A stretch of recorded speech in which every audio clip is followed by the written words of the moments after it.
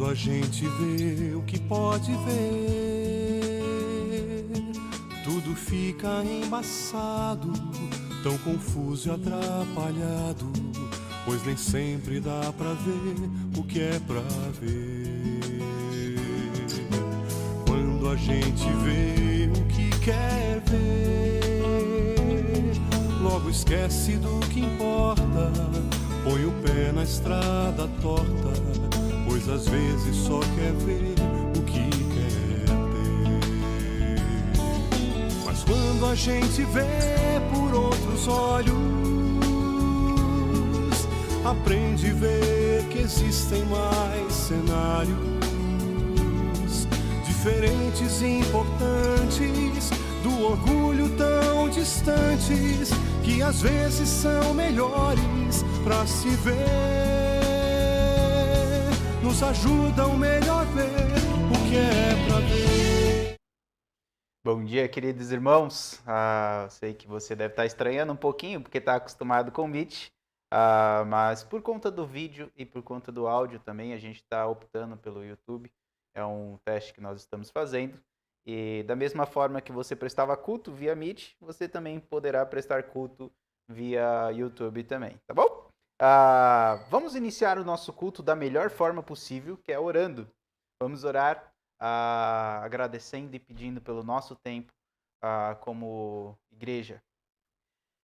Pai gracioso, muitíssimo obrigado pela esperança que o Senhor nos dá e o privilégio que temos de poder adorar e glorificar ao Senhor. Muito obrigado porque o Senhor, Pai, nos permite a gente louvar e engrandecer a Ti, Pai, mesmo dentro dos nossos lares. Que cada um em seu lar possa prestar um culto de louvor e gratidão a Ti, lembrando quão grande o Senhor é e quão misericordioso o Senhor é. Peço pela palavra que será pregada, que fale aos nossos corações e transforme as nossas vidas. E que cada louvor seja para a honra e glória do Teu santo nome. Muito obrigado por tudo que o Senhor já tem feito em nosso meio. E venho te pedir, em especial, por todos aqueles que estão enfermos ou não estão participando de alguma forma da Igreja de Deus, que o Senhor, Pai, cuide dessas pessoas, transforme esses corações através do Espírito Santo e através da Tua palavra. Muito obrigado por tudo que o Senhor tem feito. É isso que eu oro e agradeço em nome de Jesus. Amém. Vamos fazer a nossa leitura bíblica de João, capítulo 2, versículo 1 a 12, que será o texto que pregarei nesta manhã. João 2, versículo 1 a 12. Versículo 1 diz assim: No terceiro dia houve um casamento em Caná da Galileia. A mãe de Jesus estava ali. Jesus e seus discípulos também haviam sido convidados para o casamento. Tendo acabado o vinho, a mãe de Jesus lhe disse: Eles não têm mais vinho. Respondeu Jesus: Que temos nós em comum, mulher? A minha hora ainda não chegou. Sua mãe disse aos serviçais: Façam tudo o que lhes mandar. Ali perto havia 6 potes de pedra, do tipo usado pelos judeus para purificações cerimoniais. Em cada pote cabia entre 80 e 120 litros. Disse Jesus aos serviçais: Enche os potes com água. E os encheram até a borda. Então lhes disse: Agora levem um pouco ao seu encarregado da festa. E eles assim fizeram. E o encarregado da festa provou a água que fora transformada em vinho, sem saber de onde este viera, embora soubesse os serviçais que haviam tirado a água. Então chamou o noivo e disse: Todos servem o melhor vinho em primeiro lugar. Depois que os convidados já beberam bastante, o vinho inferior é servido. Mas você guardou o melhor até agora. E este sinal miraculoso em Caná da Galileia foi o primeiro que Jesus realizou. Revelou assim a sua glória, e os seus discípulos creram nele. Depois disso, ele desceu a Cafarnaum com a sua mãe, seus irmãos e seus discípulos, e ali ficaram durante alguns dias. Depois dessa leitura bíblica, vamos louvar ao Senhor, engrandecer a Deus por quem Ele é e da melhor forma possível. Solta sua voz e louve ao Senhor.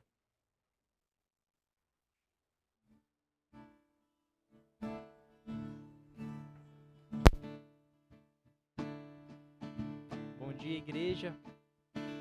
Espero que você esteja preparado para adorar a Deus. Essa primeira canção, vamos declarar que Deus ele é santo. E vemos aqui que Jesus ele demonstra a santidade de Deus. Então cante com muita alegria nessa manhã.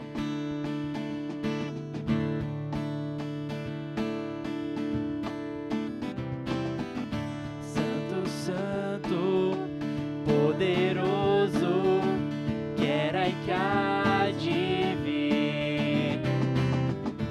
Deus da glória, és tu digno, eu me prostro a ti. Santo, Santo, poderoso, que era e que há de vir. Deus da glória, és tu digno, eu me prostro a ti. Santo é teu nome em todo lugar, é teu querer de graça e paz. Tudo que tens feito é justo e bom. Santo, Santo Deus tu és.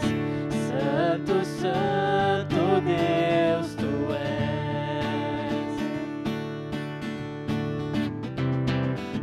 Santo, Santo, poderoso, que era e que há de vir. Deus da glória, és tu digno, eu me prostro a ti. Santo é teu nome em todo lugar, é teu querer de graça e paz. Tudo que tens feito é justo e bom. Santo, Santo Deus tu és. Santo, Santo Deus tu és.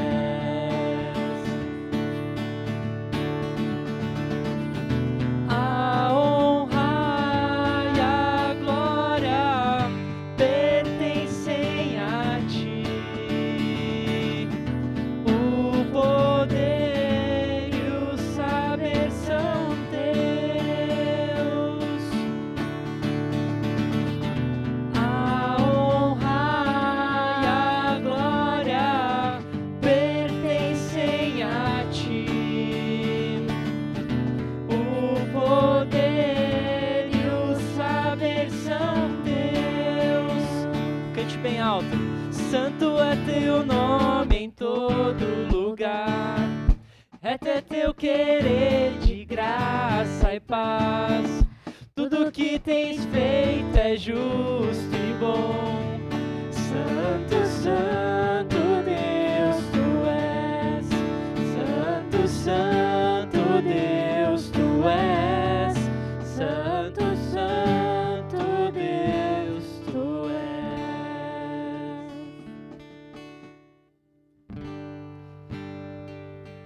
A gente pode também dizer que as obras do Senhor são muito grandiosas. E por causa do sacrifício de Jesus, a gente pode declarar isso em nossa vida. Dizer que o que Deus faz é muito maior e muito melhor do que aquilo que nós podemos fazer sem Ele.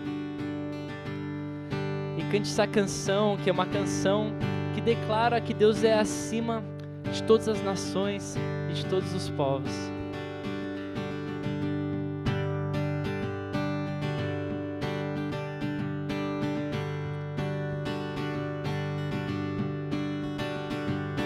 Grandes são as tuas obras, Senhor Todo-Poderoso. Justos e verdadeiros são os teus caminhos. Grandes são as tuas obras, Senhor Todo-Poderoso. Justos e verdadeiros são os teus caminhos. Ó ó Rei das nações. Quem não temerá, quem não glorificará teu nome, ó Rei das nações. Quem não te louvará, pois só teu nome é santo, ó Rei das nações. Quem não temerá, quem não glorificará teu nome, ó Rei das nações. Quem não te louvará, pois só teu nome é santo.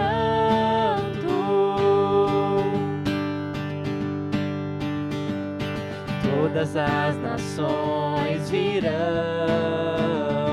e adorarão diante de ti, pois os teus atos de justiça se fizeram manifestos.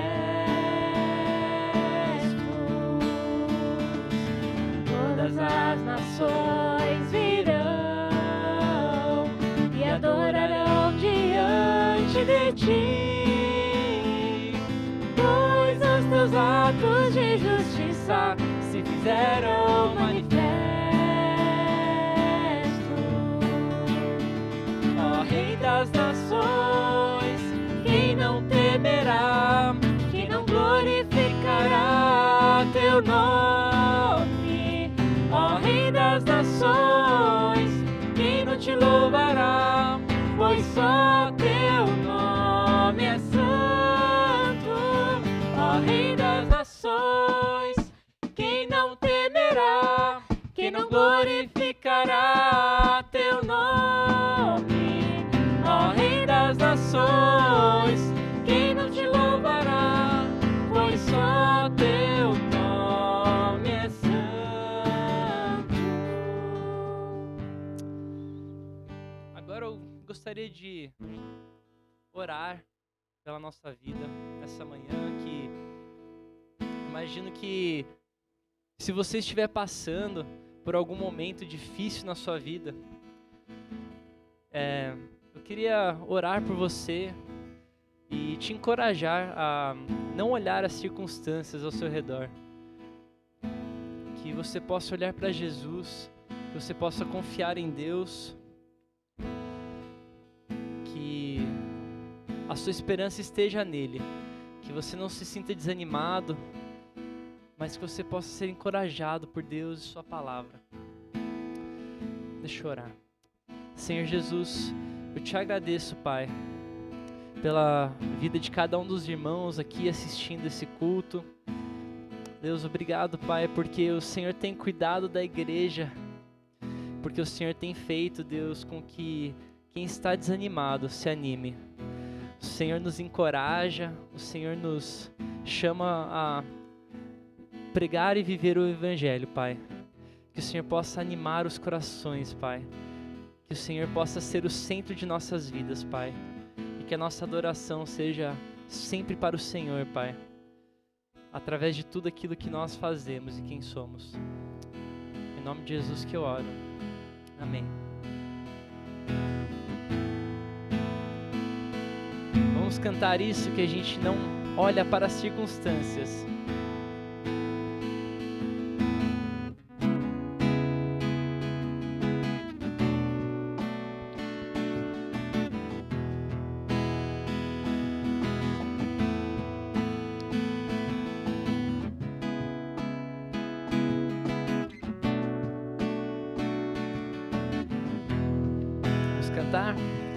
Esta paz que eu sinto em minha alma não é porque tudo me vai bem. Esta paz que eu sinto em minha alma é porque eu oro ao meu Senhor. Não olho as circunstâncias, não, não, não. Olho o seu amor, não me guio por vistas, alegre vou. Não olho circunstâncias, eu olho o seu amor, não me guio por vistas, alegre vou.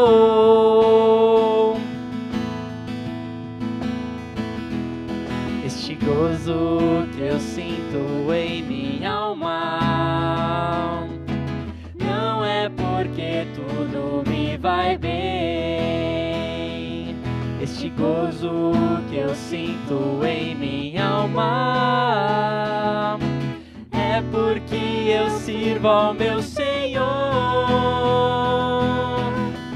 Não olho circunstâncias, não, não, não. Olho seu amor, Seu grande amor. não me guio por vistas, alegre vou. Não olho circunstâncias, Não, não. eu olho seu amor. Seu grande amor. Não me guio por vistas, alegre vou.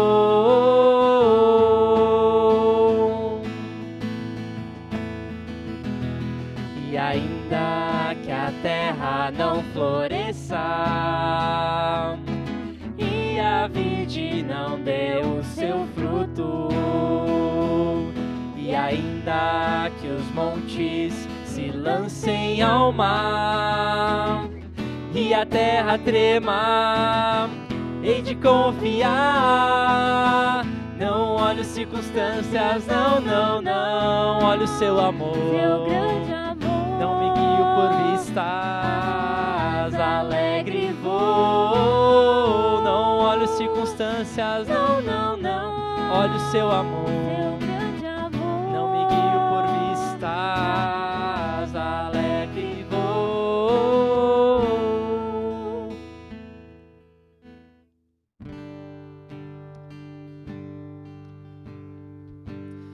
Podemos nos lembrar hoje da aliança que temos com Cristo, que aquilo que Ele fez na cruz perdura até hoje e vai perdurar por todos os séculos, porque Jesus provou que Ele era Deus e Ele foi até aquela cruz para nos transformar. Então vamos nos lembrar dessa aliança que temos em Cristo.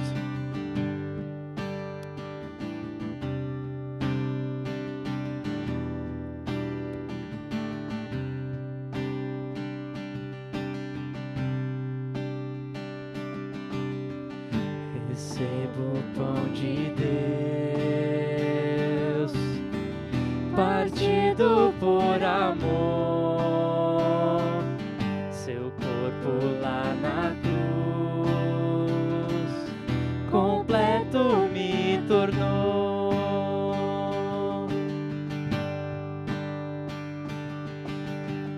O sangue lembrarei que derramou em dor, um novo fim comprou a todo pecador.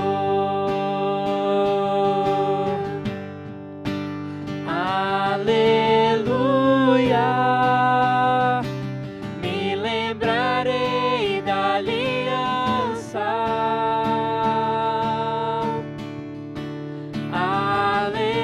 Aleluia, da cruz não me esquecerei.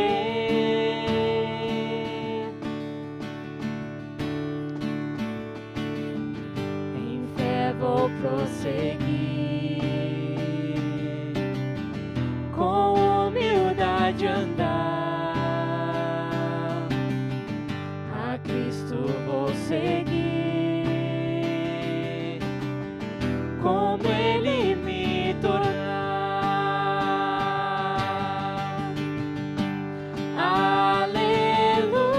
Aleluia, me lembrarei da aliança.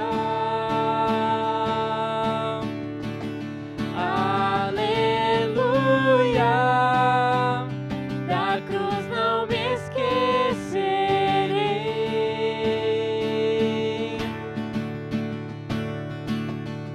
Se eu me perder no caminho, se sua graça eu negar, me lembre tudo pago está. Aleluia, que eu sempre me lembre.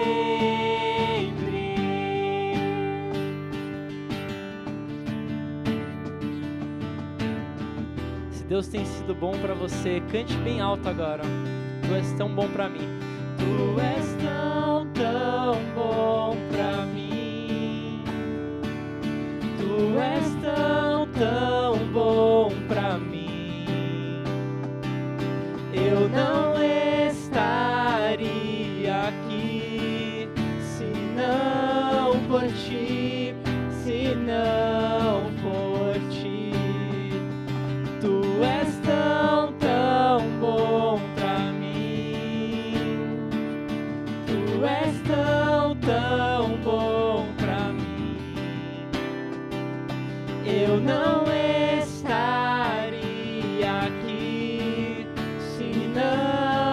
ti, se não por ti.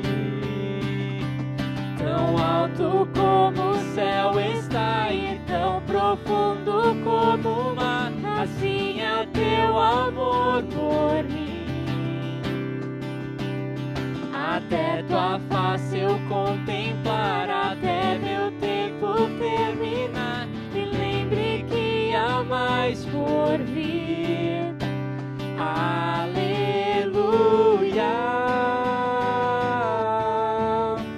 aleluia,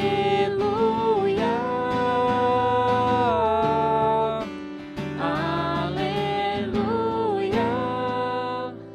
que eu sempre me lembre.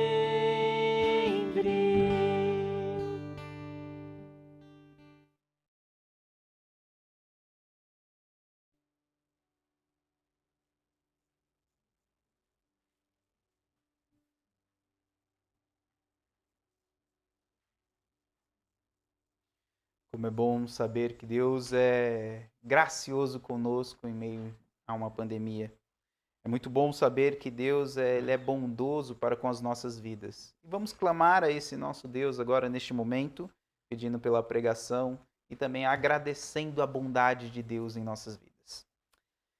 Pai gracioso, muito obrigado, porque no meio do caos o Senhor sempre demonstra a sua graça, Pai.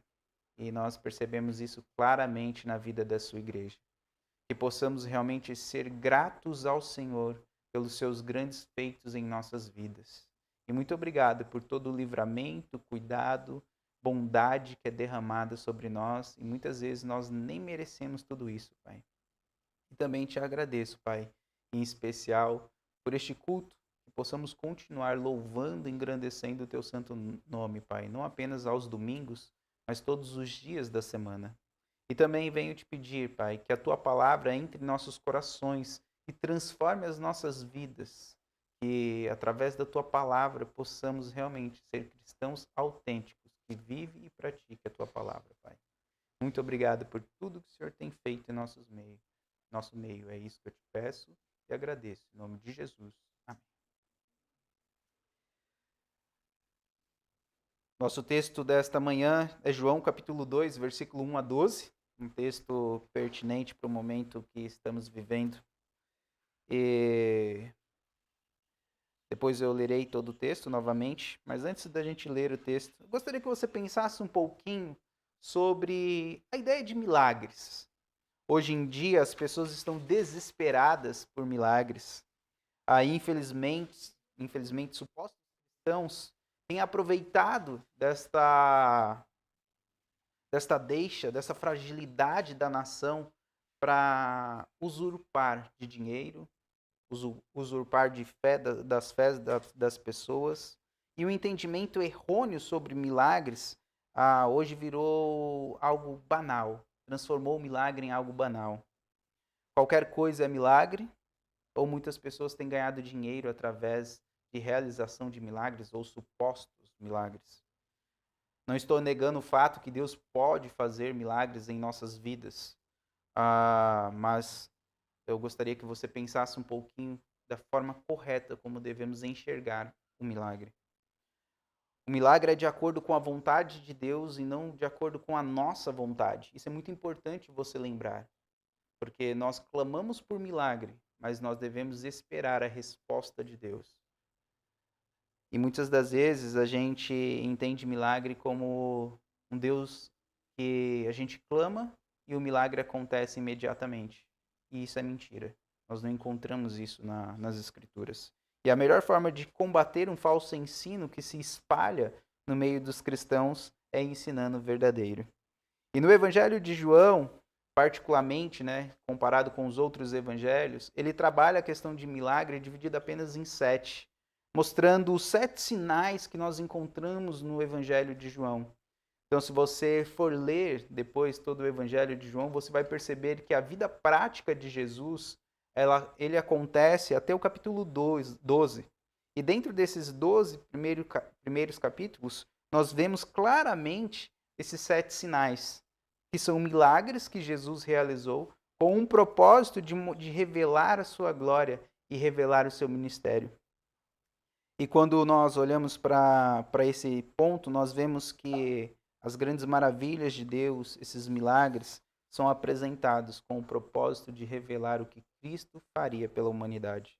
Os sinais de Jesus apontavam para ele mesmo, lançava luz sobre a pessoa de Cristo. E a definição de sinal, que eu gosto, né, de milagres ou maravilhas, dependendo da sua tradução, eu gosto muito da ideia que é como fosse um alerta, né? Se você for definir sinal, se você procurar a palavra sinal no dicionário, você vai entender que ela é definida da seguinte forma: qualquer manifestação que permite conhecer, reconhecer ou prever alguma coisa. Eu gostaria que você imaginasse uma situação hipotética que você tivesse em uma outra cidade e dentro dessa cidade você começa a passar mal e você precisa ir até o hospital. Você não conhece nada e de repente você pega a rodovia. Depois de andar uns 10 minutos naquela rodovia, você encontra uma placa da seguinte forma: hospital a 5 quilômetros. O que você faz com essa informação? Você entende que daqui 5 quilômetros você terá uma ajuda de um médico. Você estará no hospital no qual você vai precisar de um auxílio. Mas é importante lembrar que ninguém para naquela placa e acha que ali vai resolver o problema. Mas pelo contrário, você entende que aquela placa é só um sinal daquilo que está por vir. E é isso que Jesus faz com os seus milagres, mostrando que ele é Deus, mostrando imediatamente quão poderoso ele é, mostrando o que ele veio fazer, mas lembrando que o que ele ia fazer de fato, que era morrer na cruz, salvar a humanidade, aconteceria depois. E muitas das vezes também apontando para o que aconteceria bem depois ainda, que é a volta de Cristo Jesus. E quando nós olhamos para o Evangelho de João, ele quer deixar isso muito claro.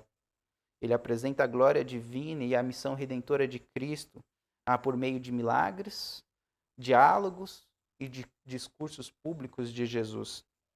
E algumas informações, né, antes da gente nos aprofundarmos dentro do texto de João 2, de 1 a 12, quem escreve o Evangelho de João foi o próprio João, um dos apóstolos de Jesus, possivelmente 70 a.C.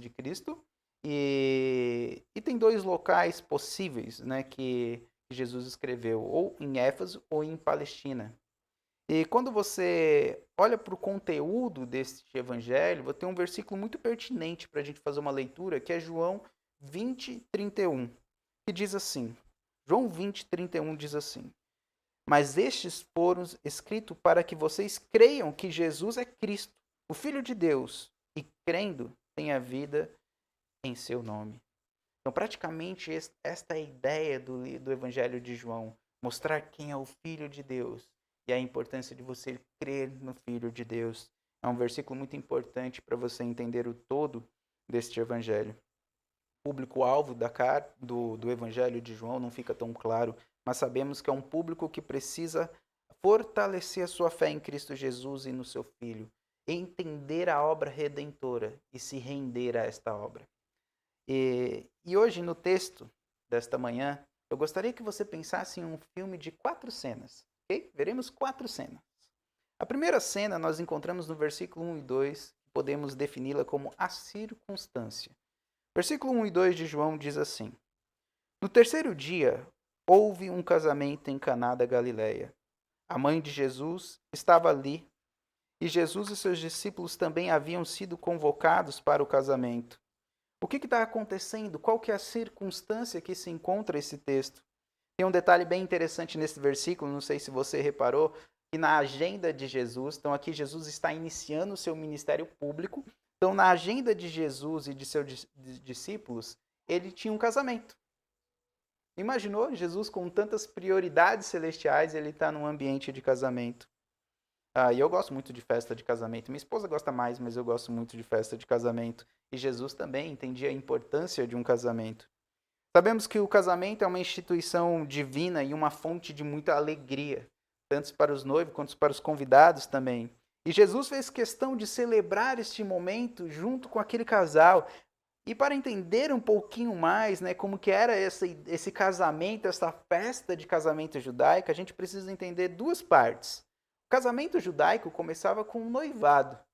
Primeira parte é um noivado. Um noivado que era um contrato que envolvia duas famílias. E a partir daquele momento, esse contrato dificilmente seria quebrado. Mas só que ainda o casal de noivo, eles estavam em locais diferentes. Cada um morando na sua casa, junto com os seus familiares. Depois de praticamente um ano, você tem a segunda parte do casamento. E essa segunda parte significava uma união física do casal. Acontecia depois desse um ano, acontecia uma festa para celebrar este momento. O noivo, juntamente com seus amigos, participavam dessa festa em busca da sua noiva para levar para sua casa. E a festa podia durar até uma semana, gente. Até uma semana. Então imagina uma festa de casamento durante uma semana. As pessoas têm hábito de reclamar que gasta muito para casar, né? E isso que é uma festa que dura horas. Imagina se você tivesse que dar uma festa de uma semana e tem um agravante. A família que está dando a festa, ela precisava receber os convidados, tanto com alimento quanto com hospedagem. Imagina você receber uma galera toda que foi no seu casamento, se você é casado, dormindo na sua casa por uma semana. Você tinha que fazer um acampamento dentro da sua casa, várias barracas espalhadas, fazer aquela comida lá naqueles tachos gigantes para receber todo mundo. Mas imagina quão divertidos era também. A celebração por um laço matrimonial fantástico, que Deus criou, que é o casamento, por uma semana. É um momento de muita alegria. E Jesus estava presente neste momento. Maria, mãe de Jesus, estava no casamento, possivelmente ela é próxima, né, deste casal, ou da família do casal. E Jesus, por ser o filho mais velho, também estava nesse casamento, levando consigo os seus discípulos. E aí vai ter um detalhe que muitas vezes nós não percebemos, que tem a omissão do pai de Jesus, que é José. O pai carnal de Jesus, que é José. Você não tem o nome dele ali presente, possivelmente porque ele já havia falecido. Então essa é a nossa primeira cena. Jesus em um casamento junto com a sua mãe e seus discípulos, celebrando a alegria de um casamento. Essa nossa primeira cena, a circunstância. Segunda cena vem nos próximos versículos, do versículo 3 ao versículo 5. E a segunda cena é o problema. O que está acontecendo aqui? Versículo 3 a 5. Diz assim: tendo acabado o vinho, a mãe de Jesus lhe disse: eles não têm mais vinho. Respondeu Jesus: que temos nós em comum, mulher? A minha hora ainda não chegou. Sua mãe disse aos serviçais: façam tudo o que lhes mandar. O vinho acabou. Aí você deve estar perguntando, mas por que isso é um problema? Por duas razões. Primeiro, que a fonte de uma alegria, de uma festa, era voltada para o vinho, muitas das vezes. Quando você olha para Eclesiastes 10:9, você entende um pouquinho a respeito disso. O banquete é feito para divertir, e o vinho torna a vida alegre, mas isso tudo se paga com dinheiro. E você vê que o vinho era sinônimo de alegria, que a festa estava contente, que a festa estava emanando alegria. E o vinho acabou, não sabemos a razão, se foi porque o noivo comprou pouco vinho, ou se teve muitos convidados penetras, ou as pessoas beberam demais. Nós não sabemos a razão do porquê o vinho acabou. Mas o vinho acabando também, você tem alguns agravantes, além de acabar a alegria, supostamente, da festa. Você tem um agravante que a família ela seria reconhecida como a família que acabou o vinho durante a festa de casamento, que não se preparou bem. E isso é sinônimo de vergonha para uma cultura que é baseada em vergonha e honra. Seria um escândalo para aquela sociedade. E na cultura, que a hospitalidade é um dever sagrado. Qualquer falta de provisão numa festa de casamento era vista como um constrangimento enorme que traria consequência por dias, semanas, meses e anos. As pessoas sempre lembrariam que aquela era a família que deixou o vinho acabar. E Maria, mãe de Jesus, percebeu que aquela família estava prestes a passar por um grande vexame. Maria, que possivelmente tinha algum envolvimento nesta festa, poderia ser que ela estava ajudando na organização da festa, ela chega até Jesus e clama pedindo ajuda para o seu filho. Interessante que Maria ela recorre para a pessoa exata, né? Recorre para Cristo Jesus, aquele que pode solucionar todos os nossos problemas. Precisamos levar os nossos problemas a Cristo, porque é Ele que sabe a melhor solução para as nossas vidas. Os nossos dramas familiares não devem ser motivos de murmuração, mas de intercessão por tudo que acontece dentro do nosso lar. Em vez de envergonharmos a nossa família, espalhando todos os problemas que temos, a gente deveria juntar a nossa família e clamar quem pode solucionar os problemas. E Maria, ela entende as limitações e fraquezas daquele público, mas entendia também a grandeza do seu filho. E é interessante que você precisa entender aqui, nota que Maria é chamada de mulher e não mãe. Pode ser que você estranhou essa expressão em relação a Jesus e Maria. O que está acontecendo aqui? Jesus ele já iniciou o seu ministério. Então isso é um detalhe importante para você entender o porquê ele utiliza esse termo. Ele iniciou o seu ministério. E quando ele inicia o seu ministério, ele quer fazer uma distinção entre o filho de Maria e o filho de Deus. Então até antes de Jesus iniciar o seu ministério, não teria nenhum problema ele ser reconhecido como filho de Maria. Mas ele agora iniciou o seu ministério, ele quer ser reconhecido como filho de Deus. E é por isso que ele trabalha com uma pergunta. Que temos nós em comum, mulher? Mostrando que agora ele iniciou o ministério e agora ele quer ser reconhecido como filho de Deus. E o termo mulher não é um termo pejorativo, como muitas pessoas entendem. Pelo contrário, se você faz uma leitura de alguns livros antigos, você percebe que esse termo mulher no grego é utilizado para tratar carinho. É uma forma de demonstração de carinho e respeito. E também esse termo pode ser traduzido como madame ou minha senhora. É um termo de respeito. Jesus não faltou com respeito para com sua mãe. Pelo contrário, ele só estava mostrando que o seu ministério iniciou. Agora é o Filho de Deus que está iniciando a carreira.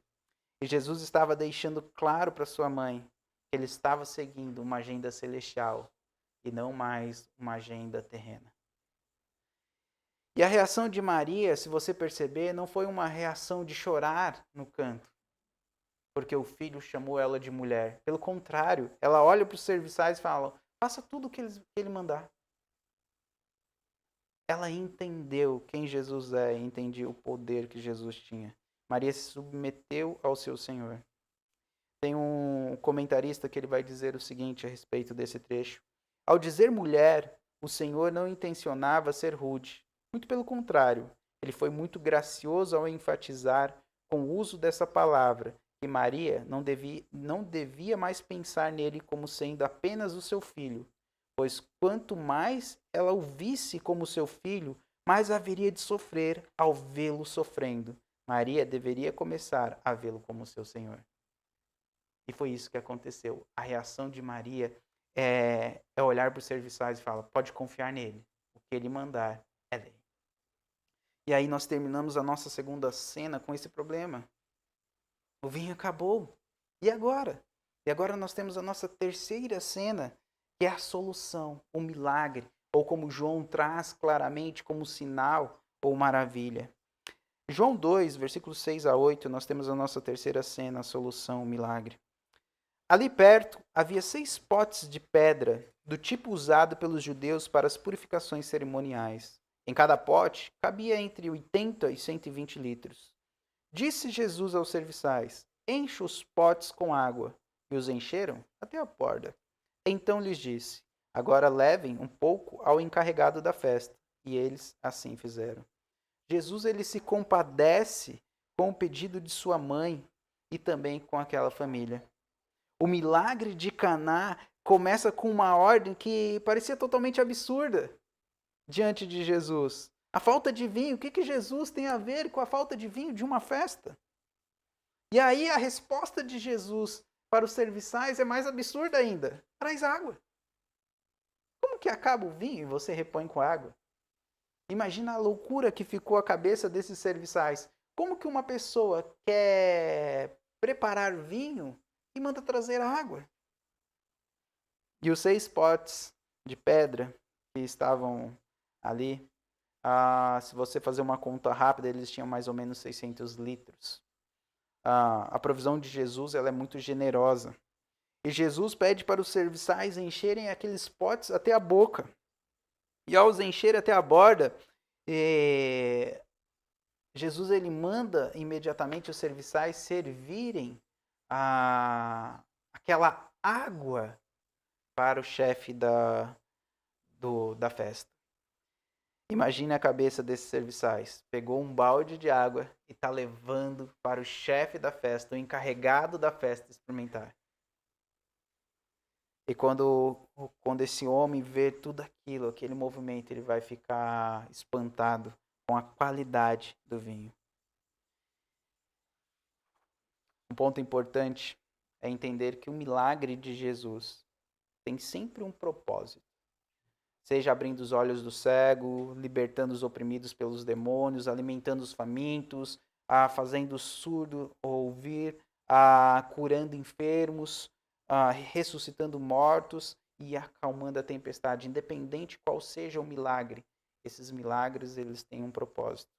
Nesse caso específico, Jesus entendeu uma necessidade de uma família e seus convidados, e Jesus permitiu que aquela família não fosse envergonhada. Em uma cultura no qual a honra e a vergonha têm muita importância. Jesus ele foi gracioso para com aquela família, mas não foi só este o ponto principal deste milagre. Jesus ele queria demonstrar a sua glória para os seus discípulos e para todos aqueles que viram o milagre. Esse milagre foi visto como um sinal que apontava para uma nova ordem inaugurada em Cristo Jesus. O que Cristo está oferecendo a partir de agora é perfeito. Jesus soluciona o problema com um milagre esplêndido, transformando água em vinho. E aí nós terminamos a nossa terceira cena e vamos para a quarta e última cena, que é o resultado deste milagre. Versículo 9 a 12. E o encarregado da festa provou a água que fora transformada em vinho, sem saber de onde esta viera, embora o soubesse os serviçais que haviam tirado a água. Então chamou o noivo e disse: todos servem primeiro o melhor vinho, e depois que os convidados já beberam bastante, o vinho inferior é servido. Mas você guardou o melhor até agora. Este sinal miraculoso em Caná da Galileia foi o primeiro que Jesus realizou, revelou assim a sua glória aos seus discípulos, e os seus discípulos creram nele.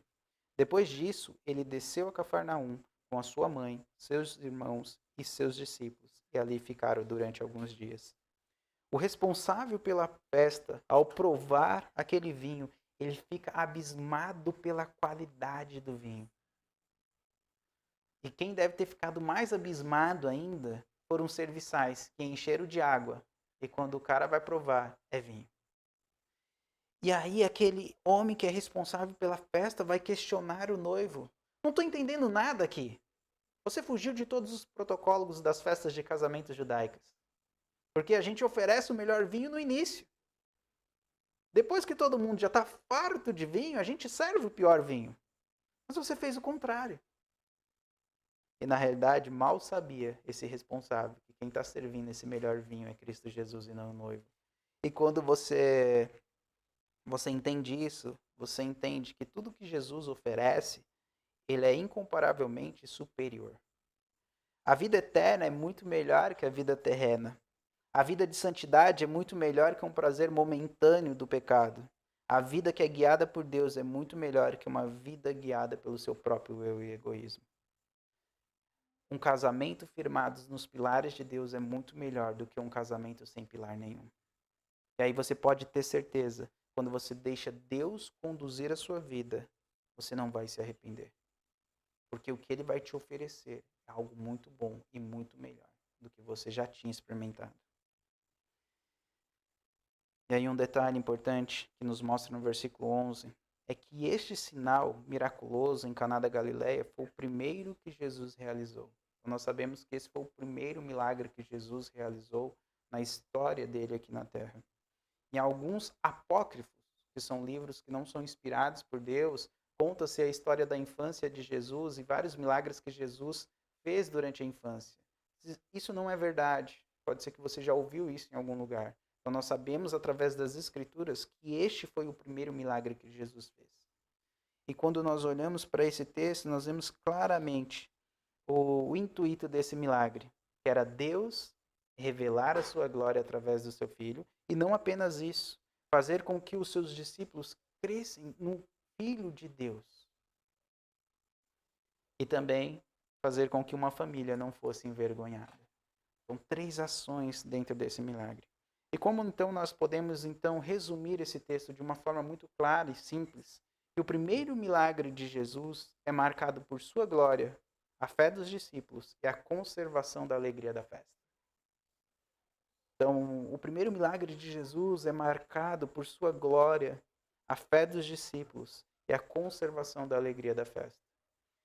E aí nós vemos 4 cenas, né, no decorrer deste estudo. Nós vemos a primeira cena, a circunstância, a segunda, o problema, a terceira, o grande milagre, a solução, e a quarta cena, o resultado.